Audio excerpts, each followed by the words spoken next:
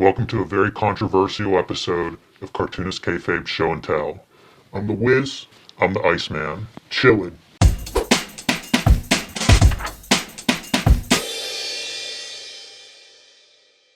Today we're going to discuss bootleg comics. Long tradition of bootleg comics, going back to, I guess, even before the Air Pirate funnies, there would have been Tijuana Bibles, where cartoonists would surreptitiously co-opt the visage of, say, Casper the Friendly Ghost and have him fuck some kind of a female, blondie from the comic strip or something like that. I think Betty Boop was a popular Tijuana Bible starlet. That's it, man. You know Tijuana Bibles from Watchmen, if nothing else. Yeah, so in the 60s, underground comics start to co-opt these corporate trademarks, probably reaching its apex with Air Pirates. Yes, and we call it an apex because those cartoonists, they got their asses sued big time. We're talking millions of dollars in terms of lawsuits. So any of the comics that we talk about today, these were given out for free. No money to change hands. It's all good. These are artistic statements. I like the way he thinks. We all know Understanding Comics. What is this one, Jim? Understanding Mini Comics? Very important. Should be in every library. What's funny is, you might not be able to get these, but you'll want them. Yes. How about our favorite Wolverine comic? That's it. You may not remember this one, because it was never released by Marvel. I heard that Ed Piskor would have just done his X-Men Grand Design comic in a bootleg fashion if Marvel wouldn't have paid him to make it, man. So that happens every now and then, too. I think about the megalomaniacal Spider-Man by Peter Bagg, and there have been a couple anthology series where independent cartoonists are sort of entrusted with those characters. But doing that is far less cool than just sitting down and making your own superhero comic or whatever without anybody looking over your shoulder. You can do whatever you want. You can explore any kind of ideas you want. Yeah, it's a cross between bootlegs and fan art. Yes, and I love that part. Absolutely. Can we go put a couple of these things under the microscope? Let's do it. Kuber Skeeber. In the mid-90s, Marvel went bankrupt, turned to the independents to save the day. Kuber Skeeber was published by Highwater Books, the Marvel Benefit issue. So this is a collection of Highwater artists. This includes people like James Kachalka, P. Shaw, and also people that would be associated with like Fort Thunder. When this book started floating around, like go back real quick, like this James Kachalka strip, ultimately it ended up getting bought by Marvel and appeared in a Incredible Hulk annual at some point. Yeah, Hulk being pissed off at the rain. But this is Murderer's Row of like the indie comic guys of that like late 90s period. This is Ron Ragey right there. Doing Spider-Man, pretty cool. Yeah, this is a fun book. Brian Ralph doing Silver Surfer, Man-Thing, and Galactus. Brian Chippendale. A lot of different, what would be mini comic artists, printmakers, people you would never expect to do Marvel characters. Yeah, people who have vision, I would say. Yes. It's interesting to see what a Marvel character looks like with somebody who has vision behind their artistry. Pretty fun one. And it's so cool that there's no way Marvel could have ever co-signed something like this. And also, stunning cover by Seth. Yeah, the debate that you and I were having was like, with this watercolor, is the watercolor like the shading and stuff, is that practical watercolor, just like intelligence, or was he able to put like a super vague, transparent, like blue filter? Because this is masterful watercolor, man. I assume this was all done on the page. This would have been produced in the mid to late 90s. Some people were doing digital stuff, but that's pretty early for this group of artists. You don't think Seth was hooked up with Ollie Optics? I could be wrong. But you don't have this Scott McCloud comic. So Low Jinks was an anthology. They did several issues. This one is obviously riffing on Scott McCloud's Understanding Comics. This is Understanding Mini Comics. Some of it's parody, some of it is very practical, like production stuff. It's another list of independent guys from the 90s that were very active in small press scene. Dave Kirsch, Kurt Wolfgang. Look at this. They throw James Kachalka under the bus one time. Sam Henderson. So, you know, if you're reading mini comics, if you're going to the SPXs and stuff in the late 90s, early 2000s, you would see many of these guys producing their own work, their own mini comics, their own graphic novels. Sometimes they're parodying styles. James Kachalka again. Or was that the apologies? Is that why they were apologizing? These Low Jinks books are really great.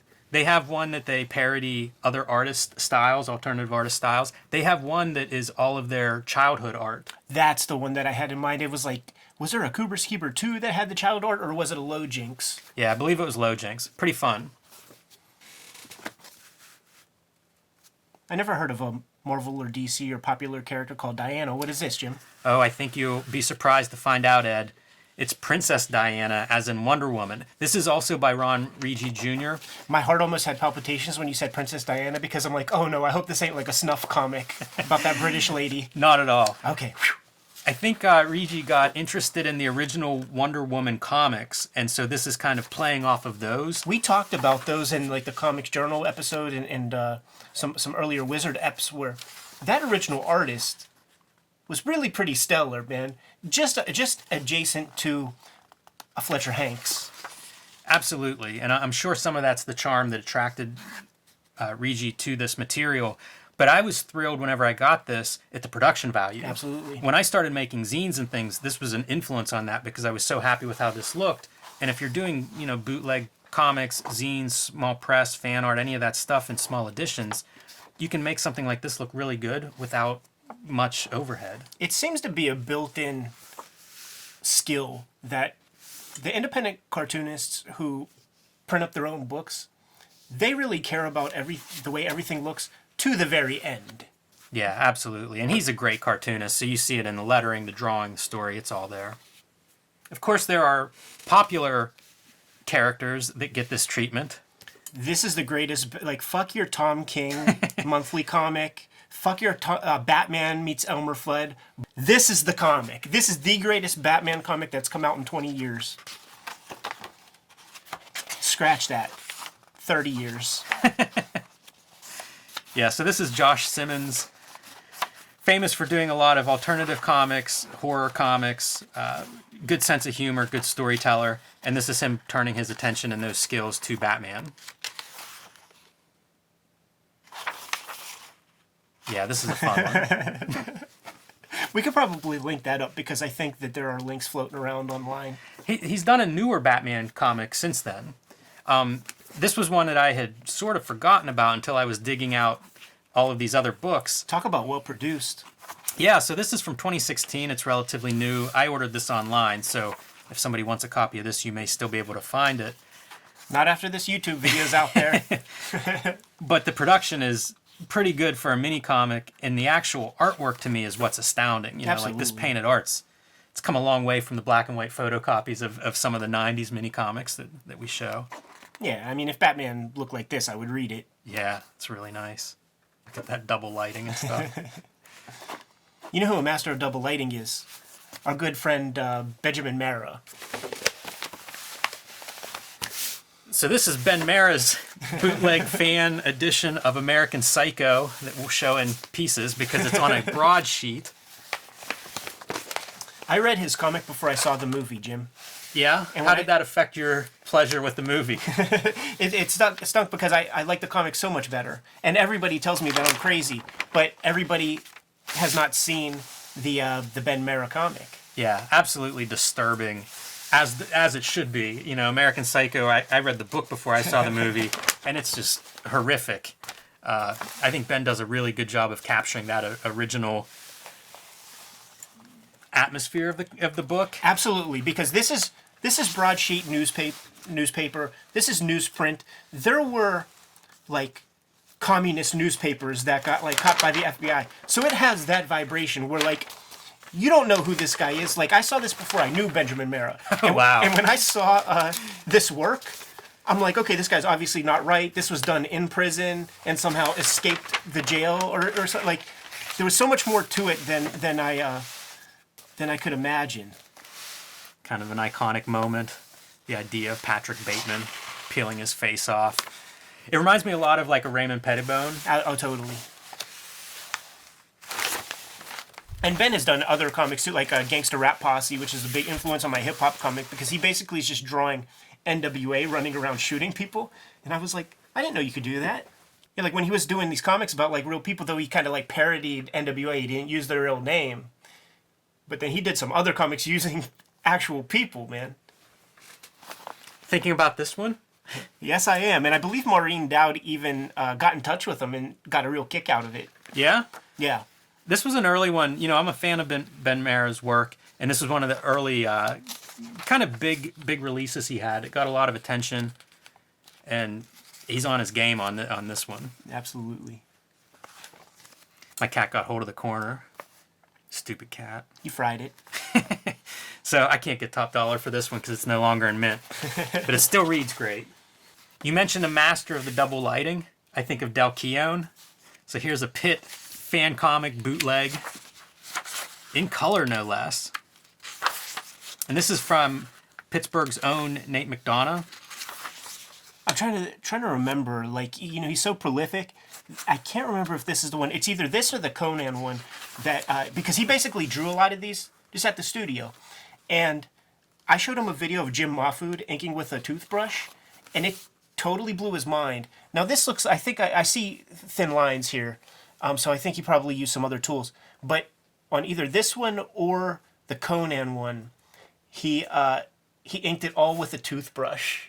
So speaking of Nate's Conan comic, we can compare the two. It does look like it's from the same era. Oh, yeah. Oh, all splash page issue. Gimmick on gimmick. That's awesome. Great color. Very fun to see. Conan is a super popular subject for these. Hey, Jim, are you a Conan fan? Yeah, I'm cool with Conan. Like, you read Conan comics and stuff? Because, like, when Nate was drawing that Conan thing, I even asked him, like, what's so cool about Conan? You know what I'm saying? He's like, dude, big muscular guy, gets drunks, gets chicks, fights skeletons. Like, what's not to like? It's hard to argue with that logic. It's true.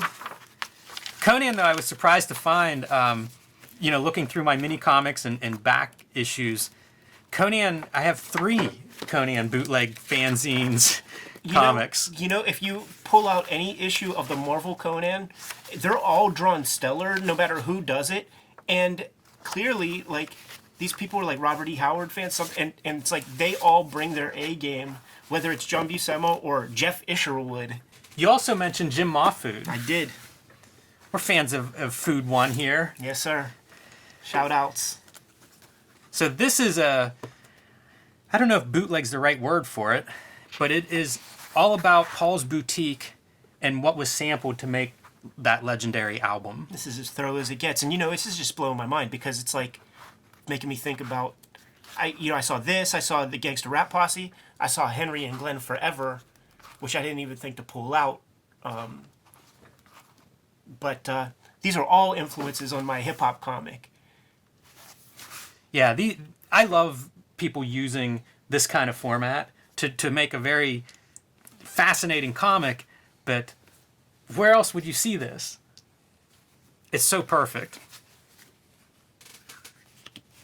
Speaking of Henry and Glenn Forever, artist Tom Neely, the driving force behind that book, is also responsible for Doppelganger, taking Popeye and making sort of a Popeye fan fiction comic. There hasn't been a cool Popeye comic strip since the days of Bobby London, and Tom Neely picks up the helm with great style.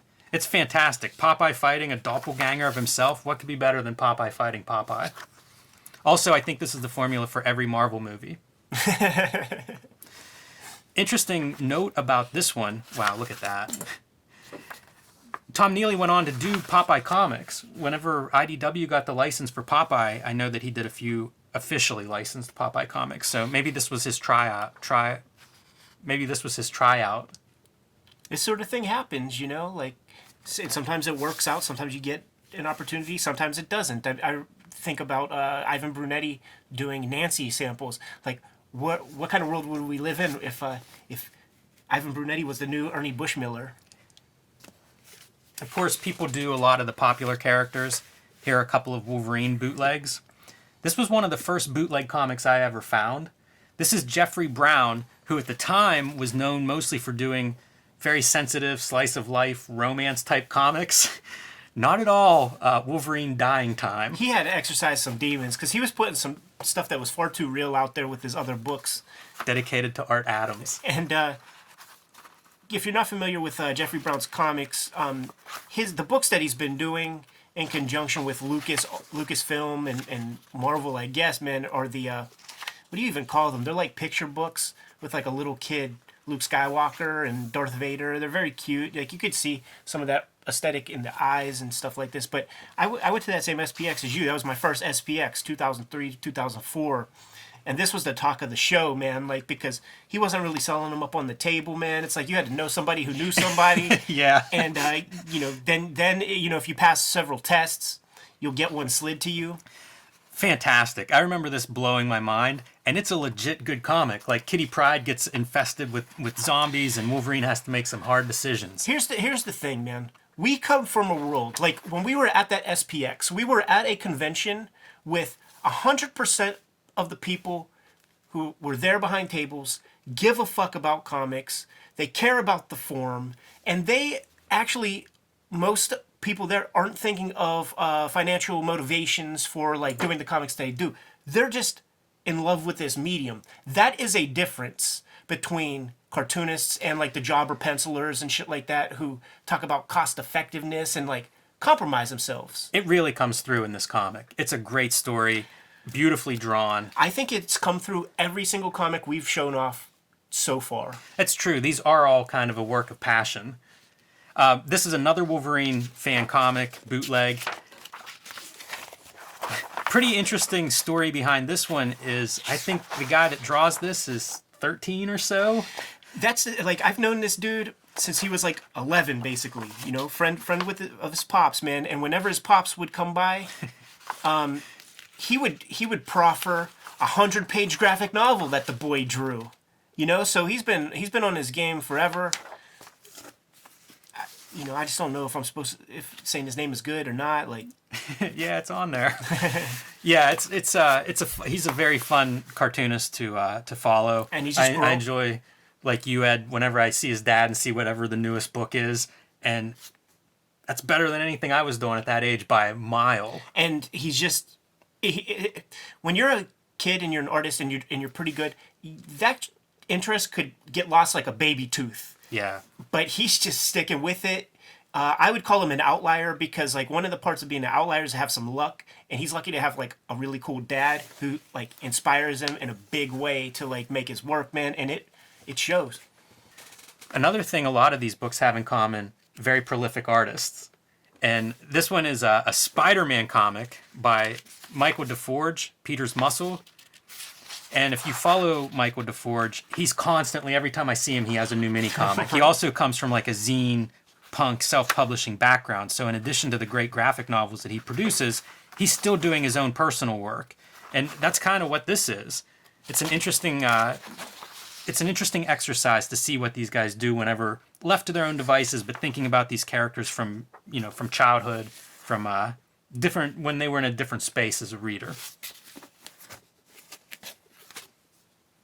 And it's not limited to Western comics. This is Ryan Cecil Smith. He does a lot of risograph stuff, highly influenced by manga, and this is actually an adaptation or a retelling of a manga story in 3 parts. And I think that sometimes these people will do, bootlegs and fan art almost as an exercise to better understand the source material. And I think this is an example of that. And you can see that color printing. It's very beautiful, and it's printed on like a soft, I'm not sure what the paper is, something like a newsprint, but it's very soft. It's perfect. It's flattering to this material. I wouldn't doubt that Ryan got some special paper like from Japan. He knows the language. he's been over there plenty of times. So this is not he's not pretending here. This is one of my favorite bootleg. Not exactly a comic, but this is based on They Live. Oh, that's awesome. Yeah, it's by a European artist, and he's created 2 volumes. These were put together. His name is Piero Glina, I guess, and it was published in Zurich. So I found this in New York's Printed Matter. It's a store that specializes in zines and small press and artist books and things of that sort. And what you have are 2 volumes. One is the aliens and the views from the movie They Live as seen through the glasses. That's incredible. You should touch it. I don't know how yeah. it's printed, but it's the printing's absolutely amazing. It's all these lines that would almost be like interlaced television or something. Yeah, and like it's toner sitting on top of the page, so it creates this touch, like it creates a texture. Very disturbing. That fascinates me. Oh, is this fucking with your eyes? Yeah. I keep looking at the monitor to see, like, I don't know how this is going to show up on video. It'll be all morayed out, I'm sure. Especially like the turning of the pages will probably play havoc. And then the second piece, the other volume, is all the images in the magazine at the newsstand whenever Roddy Piper first puts on the glasses and starts reading. So you get to see like all the stuff, and it's basically reproduced at size of the magazine. This could be the prop in the movie that was filmed. He just better have used the proper Helvetica font, or else I'm going to send this back. Yeah, I can't imagine him missing that detail. That's awesome. And of course, I'd have to make my own. You a big Sly fan? Absolutely. So after the events of 9/11, Rambo 3 was really kind of a tough movie for me to watch.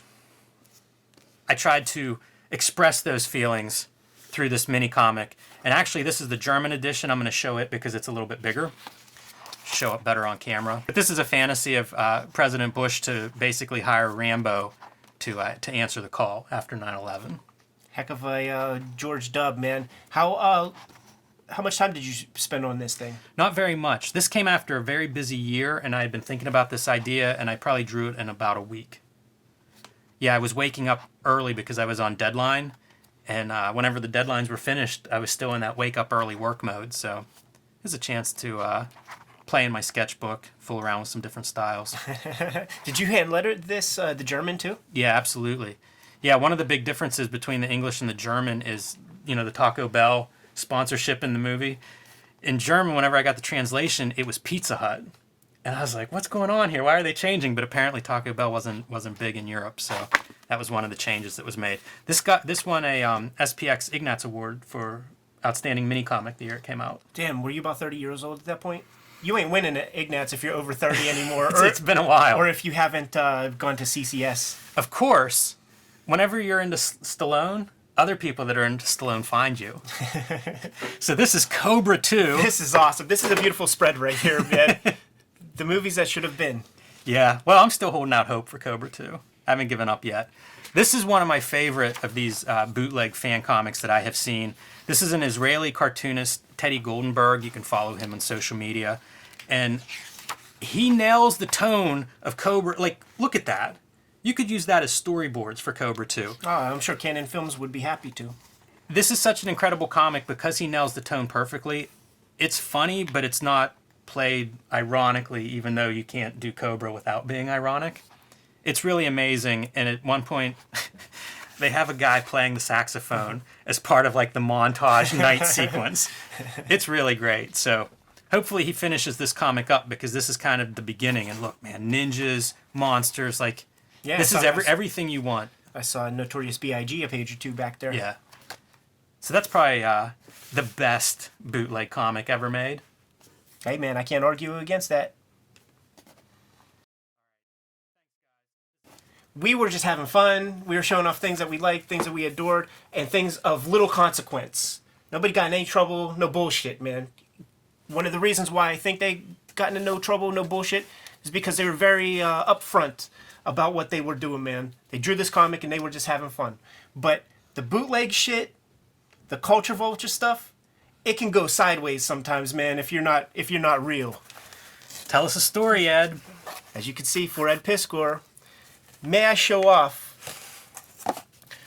the Rob Granito prints that I have from, don't ask me why I saved these some bitches, man. But my good friend Joe Peacock has thousands of Akira animation cells, and I helped him get in touch with a guy here in Pittsburgh that ran like a little gallery or whatever, and we had an art show with all the animation cells and stuff. I go down to meet Joe, and he tells me, yeah, come down to the museum. I have this guy Rob Granito here. Now, kayfabers, you know we don't play chatty patty bullshit. We're not gonna speak gossip. I'm telling you a story from my life that happened a year before anybody else in the wider culture knew the name Rob Granito. And if you don't know the name, you could just Google it. So this Granito cat was down there, man, and they gave me this. Very happy to give me this like set of prints.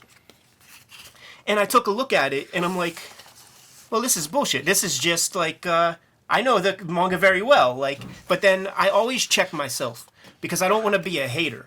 Like I started to think, oh, well, maybe this is like what they consider pop art nowadays, where you like reappropriate like an existing image, you add some flavor to it, and then like this is like acceptable in galleries and stuff now.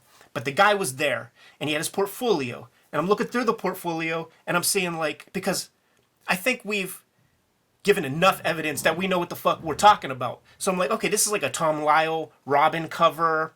This is a Bruce Timm Batman thing. I saw all the source material of like these things that he quote unquote drew.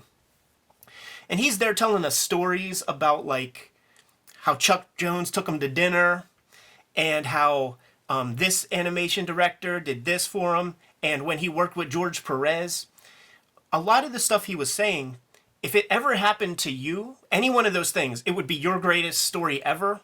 So my like BS detector started to pin on red a little bit.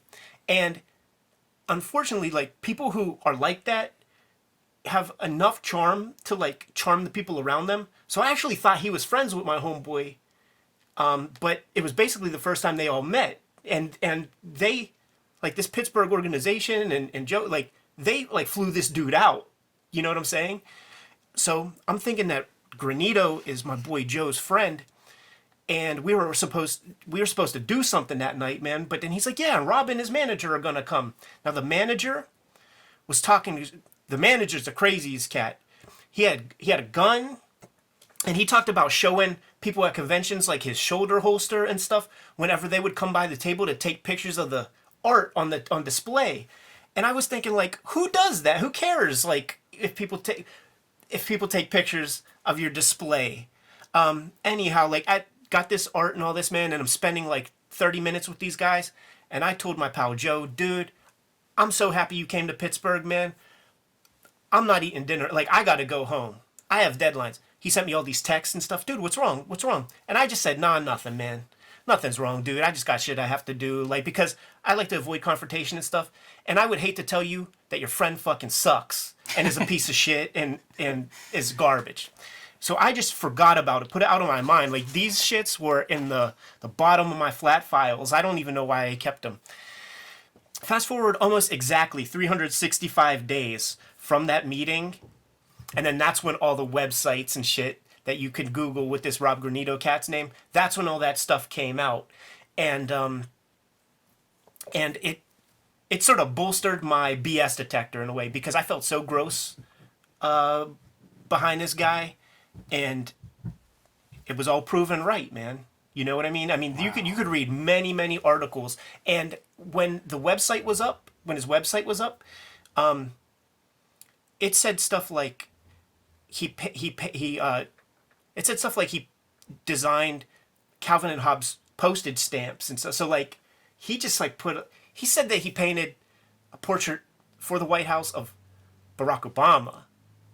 You know what I'm saying? Like if you're gonna commit, I guess you gotta go hard, man. Wow. But I was looking for show and tell material. I was thinking like maybe just tell the story all at once, like on its own thing. But I feel like it's apropos of bootleg. This is like the dark side of bootleg to me, man. Yeah, I suppose. Because you could convince nonprofits to fly you in, and as long as you give them 3 prints of your great art or something like that. Wow. Pretty wild tale, man. Well, If you don't know the guy, you could Google him, read up. There's a lot. In fact, his name has become a verb. I can't top that story, Ed. So let's wrap it up there. Thanks for watching. Follow, subscribe. Hit the bell button right next to the subscribe feature. We don't abuse the privilege, and we won't clutter your messages up with stuff. We have a Spread Shop merchandise store. A lot of people have been supporting the channel that way. Much appreciated. And read more comics.